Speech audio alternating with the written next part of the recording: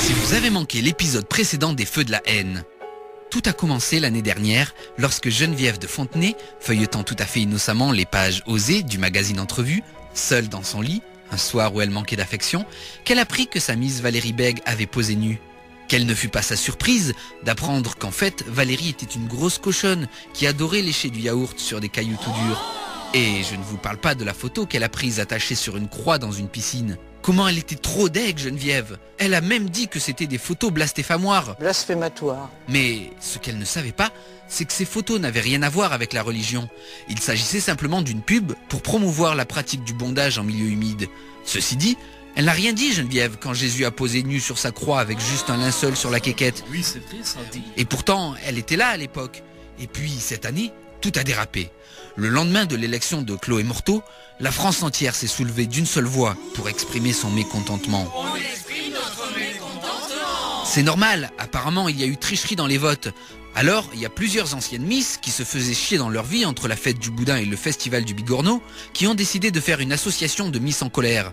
Elles aussi, pendant leurs élections, il y avait déjà eu des problèmes. Nous avons les résultats exacts. Troisième dauphine, c'est... Eh bien, vous avez du mal. Ah, attendez, parce que là, on risque de faire une petite erreur. Attendez. Où est-ce que j'en suis? Deuxième dauphine. Vous êtes sûr de votre résultat, mon cher Céleste? Non. Numéro 5 était attribué à qui? Où est-ce que nous en sommes? Attendez. La deuxième dauphine, on est en mesure de l'affirmer complètement d'une façon très sincère, c'est Joël Ramia de la Réunion, deuxième dauphine. C'est-à-dire qui est classé 3e dans votre classement? Attendez. Effectivement, c'est là où je butais. Là, non. En fait, il y a une grosse erreur. Là, Mais à chaque jour sa peine. Le lendemain, Geneviève de Fontenay déclare que Jean-Pierre Foucault était un has-been. Faut qu'elle se réveille, Geneviève. Ça fait 20 ans qu'il est ringard, Jean-Pierre Foucault. En plus, Chloé Morteau, elle se la pète tellement qu'elle a refusé de signer des autographes pendant les Energy Music Awards, alors que même Max Boublil, il en a signé. C'est pour dire. Mais c'est qui, Max Boulby? Et là, Miss France 2007, Rachel Legrain-Panini, elle en a rajouté une couche. Elle a dit que quelqu'un était venu la voir pour lui dire de ne pas voter pour Miss Pays de Loire. Et pourquoi, me demandez-vous?